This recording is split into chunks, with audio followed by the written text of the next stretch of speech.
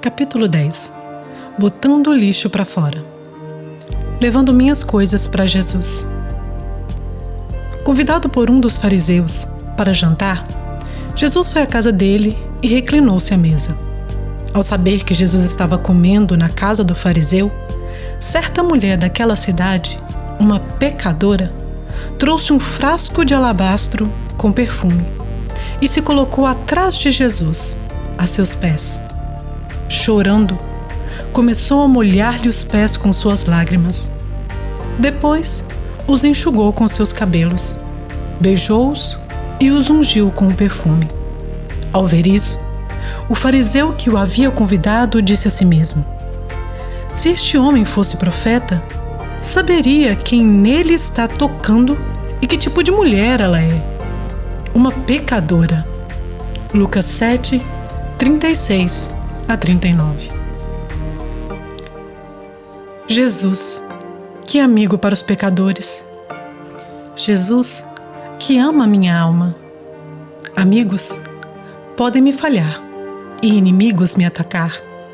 Ele, meu Salvador, me torna completo. J. Wilbur Chapman.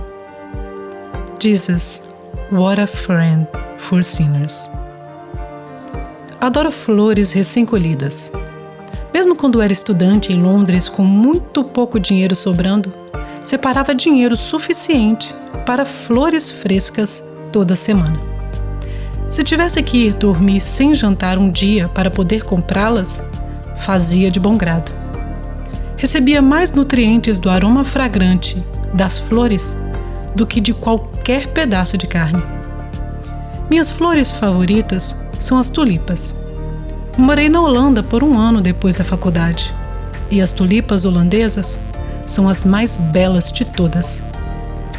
Se você algum dia estiver na Europa na primavera, recomendo uma visita aos jardins de Keukenhof, a sudoeste de Amsterdã. Os jardins de Keukenhof são conhecidos como o maior jardim de flores do mundo. Só fica aberto 8 semanas por ano, do final de março a maio, mas mais de 800.000 pessoas visitam em cada temporada. A beleza dos jardins e das flores brilhantes não pode ser adequadamente capturada em palavras. É um mar de cor e graça de tirar o fôlego. Como Keukenhof tem mais de 7 milhões de flores da primavera plantadas, está sempre bonito. Quando estou escolhendo flores para mim mesma, quase sempre prefiro as brancas. Acho que um vaso de cristal com tulipas brancas frescas é uma obra de arte, puro, elegante e simples. Eu me pego sorrindo toda vez que passo por um arranjo assim. Às vezes, até mesmo uma única flor à mostra em um vaso pode ser linda e transmitir uma mensagem toda sua. Uma única flor branca. Harold Bagby registrou o trabalho do Exército de Salvação em Londres no começo dos anos 1900. Ele registrou como os piores entre os piores eram tocados e mudados pelo amor de Cristo através da simples bondade desses soldados de Deus. Uma história que escreveu fala como uma única flor branca verdadeiramente mudou a vida de uma mulher. Ela era uma prostituta que havia passado anos na rua. Uma noite, uma jovem oficial do Exército de Salvação deu a ela uma simples flor branca. Bagby escreve que quando a mulher segurou a flor nas mãos, disse: "Já fui como essa flor."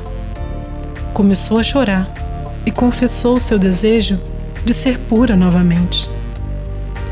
Esse ato de gentileza de presentear essa mulher com um símbolo de tudo que ela sentia, que já não era, acabou servindo para mudá-la. Ela abandonou a vida de prostituição. Caixas de alabastro.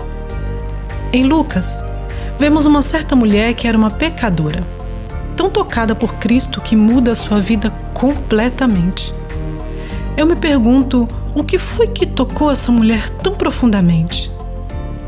A história dela representa um baú de tesouro de graça e misericórdia a todos os que têm vergonha de ir a Cristo por causa das escolhas de suas vidas.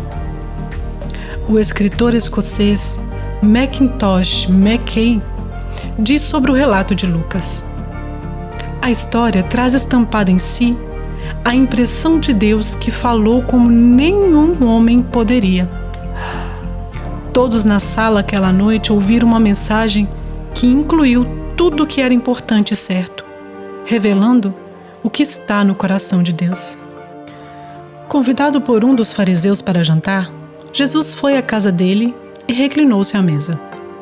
Ao saber que Jesus estava comendo na casa do fariseu, certa mulher daquela cidade, uma pecadora, trouxe um frasco de alabastro com perfume e se colocou atrás de Jesus, a seus pés.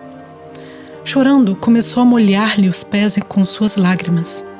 Depois, os enxugou com seus cabelos, beijou-os e os ungiu com perfume. Lucas 7, 36 a 38. O que foi que levou aquela mulher até Jesus aquela noite? Sabia-se que ela era uma pecadora. A palavra grega usada para pecadora nessa passagem sugere pecado sexual. É traduzido como não castidade. Então, é razoável partir do princípio de que era uma prostituta. O que faria uma conhecida prostituta ir a um jantar religioso cheio de pessoas que a julgariam para chegar aos pés de Jesus? Há uma frase que aparece nos 4 evangelhos que nos dá uma pista. Essas notícias sobre Jesus espalharam-se por toda a Judeia e regiões circunvizinhas. Lucas 7,17. No capítulo 6 de Lucas, vemos sobre uma mulher que ia enterrar seu filho. Jesus sente compaixão por ela e traz seu filho de volta à vida. Tenho certeza de que a notícia desse milagre se espalhou como fogo selvagem, de modo que quando Jesus chega à casa do fariseu para jantar, todo mundo já sabe quem ele é. Imagino que essa mulher pecadora, presa a um estilo de vida que a está destruindo, decide correr o maior risco de sua vida e pedir ajuda. Vejo nela uma mulher que tinha chegado ao ponto de saber que a dor da mudança não poderia ser pior do que a dor que vivia atualmente. Conheci a irmã dela da atualidade e ouvir a história do que Deus fez em sua vida foi uma das experiências mais impressionantes que eu já tive. Jennifer, venha para casa. Em nossa cultura, uma das maiores percepções dos cristãos evangélicos é que olhamos para os pecadores como se eles fossem inferiores, especialmente os envolvidos em pecados sexuais. Acho isso trágico. Talvez imaginemos que essas pessoas envolvidas em um estilo de vida muito promíscuo, com drogas e álcool, estão apenas se divertindo. Mas acredito que em todo o coração humano há um grito para se libertar das coisas que nos prendem e um desejo de ser amado por Deus. Descobri isso quando conheci Jennifer, uma mulher igualzinha àquela do relato de Lucas.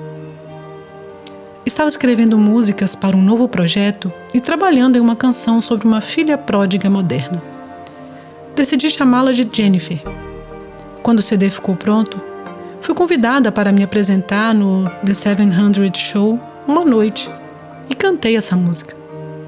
Não fazia ideia que Deus tinha ouvido o grito de uma Jennifer de verdade e estava prestes a chamá-la pelo nome. Hora de ir para casa. Jennifer morava em Los Angeles e era uma garota de programa cara. Era linda e glamourosa. Os homens que saíam com ela dirigiam carros velozes e caros e pagavam bem. Mas, inevitavelmente, a vida de Jennifer começou a ir mal quando ela se viciou em drogas e álcool. Sua vida começou a desmoronar. Descobriu depois que tinha câncer. Sua carreira se baseava em ser bonita e sedutora. Por isso, quando a aparência começou a mudar, sua vida começou a se despedaçar. Uma noite, ela deitou no chão de seu apartamento e deu um grito de socorro para Deus. A televisão estava ligada na sala e, enquanto chorava, escutou alguém começar a cantar: "Jennifer, venha para casa. Estamos esperando você. Jennifer, venha para casa. Sentimos muito sua falta." Pois a festa não pode começar enquanto a família não estiver toda reunida. "Jennifer, sentimos sua falta. Você não sabe que nós a amamos? Jennifer, venha para casa." Jennifer pegou o telefone e discou para o número na tela. Uma das conselheiras do The 700 Club orou com ela e a levou até a casa de Jesus.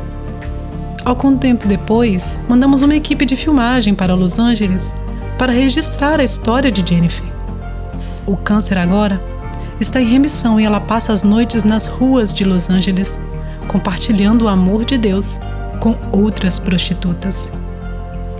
Enquanto ouvia sua história, quando finalmente foi ao ar, chorei com a bondade e misericórdia de Deus por ligar uma mulher escocesa com uma canção simples e uma mulher desesperada com o coração partido e nos apresentar no pé da cruz, onde todos os pecadores se encontram. A dor e o lavar dos pés. A mulher identificada apenas como uma pecadora passou por aqueles que a encaravam e se ajoelhou aos pés de Jesus. Sua dor e arrependimento eram tamanhos que suas lágrimas poderiam lavar os pés de Jesus. É muito estranho que Simão não tenha mandado lavar os pés de Jesus quando ele chegou naquela noite. Se foi um esquecimento, foi enorme. E se era para ser um insulto, foi notado. Como a maioria das pessoas usava sandálias abertas ou nenhum calçado, era uma cortesia comum oferecer uma tigela de água fresca e uma toalha na porta. O mais inferior da casa desempenhava a função de lavar os pés, mas ninguém o tinha feito naquela noite. Em seguida, virou-se para a mulher e disse a Simão: "Vê essa mulher? Entrei em sua casa, mas você não me deu água para lavar os pés. Ela, porém, molhou os meus pés com suas lágrimas e os enxugou com seus cabelos." Lucas 7:44. Jesus reconheceu que os pecados dessa mulher eram muitos, mas também salientou que o arrependimento e o amor dela eram grandes. É muito provável que você não se identifique com a prostituta ou com Jennifer, mas há uma chave para como vemos nosso pecado em outra parte nessa passagem de Lucas. Enquanto a mulher lavava os pés de Jesus, este se virou para Simão e começou a lhe contar uma história. 2 homens deviam dinheiro a um banco, um 500 moedas e o outro 50. O gerente do banco decidiu perdoar ambas as dívidas. Qual dos dois ficaria mais grato? Simão respondeu: "Suponho que aquele a quem foi perdoada a dívida maior." "Você julgou bem", disse Jesus. Em seguida, virou-se para a mulher e disse a Simão: "Vê essa mulher? Entrei em sua casa, mas você não me deu água para lavar os pés. Ela, porém, molhou os meus pés com suas lágrimas e os enxugou com seus cabelos. Você não me saudou com um beijo, mas essa mulher, desde que entrei aqui, não parou de beijar os meus pés. Você não ungiu a minha cabeça com óleo, mas ela derramou perfume nos meus pés. Portanto, eu lhe digo, os muitos pecados dela lhe foram perdoados, pois ela amou muito. Mas aquele a quem pouco foi perdoado, pouco ama." Lucas 7, 43 a 47. Vamos analisá-la um pouco e aplicá-la à nossa própria vida. Eu costumava ser mais como Simão do que como a mulher que lavou os pés de Jesus. Do meu ponto de vista, não era uma das maiores pecadoras. Não bebo nem fumo, tinha me mantido pura, pelo menos em corpo, até me casar. Minha gratidão e minha adoração eram proporcionais à minha percepção. O que não vi foi que todos os pecados que havia jogado no fundo do meu armário, a vergonha, a falta de perdão e a raiva, eram tão poderosos quanto aqueles pecados que são mais óbvios. Se eu fosse a única pessoa nessa terra, ainda assim, Jesus precisaria ter morrido para me salvar. Não entendi isso até me encontrar naquela igreja em Washington, D.C., sentada ao lado da enfermeira que tinha ido me acompanhar. Enquanto o pastor falava aquela manhã, era como se alguém segurasse um espelho na minha frente e vi como realmente parecia estar abandonada à minha própria sorte. Vi a escuridão em meu próprio coração, a pretensa superioridade, a autopiedade e a vergonha misturadas em um coquetel mortal.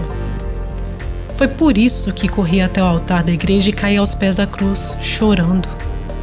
Não fazia ideia se as pessoas iam achar isso ruim, mas não me importava. Sabia que precisava de Jesus e sabia que Ele estava esperando por mim. Chorei e lavei os pés dele com minhas lágrimas de grato arrependimento. O que está em sua caixa de alabastro? Eu me orgulhava de nunca ter me envolvido em pecados do sexo, mas minha vida em pensamento não era sempre pura. Tinha orgulho por nunca ter fisicamente machucado ninguém, mas minha raiva tinha ferido muita gente bem no coração. Eu me orgulhava de nunca ter me viciado em drogas ou álcool, mas já tinha abusado da comida e usado isso para cobrir minha dor. Enquanto começava a tirar meu lixo do armário, chorava sobre as barreiras que tinha erigido entre Deus e mim, e entre mim e os outros. Eu não sei o que você pode estar escondendo. Pode ser álcool, medicação para dor, adultério, pensamentos impuros, amargura, falta de perdão, pretensa superioridade. A lista é longa. Só quero que você saiba, se trouxer qualquer coisa ao pé da cruz, Jesus vai eliminá-la, dar um novo coração e um espírito limpo.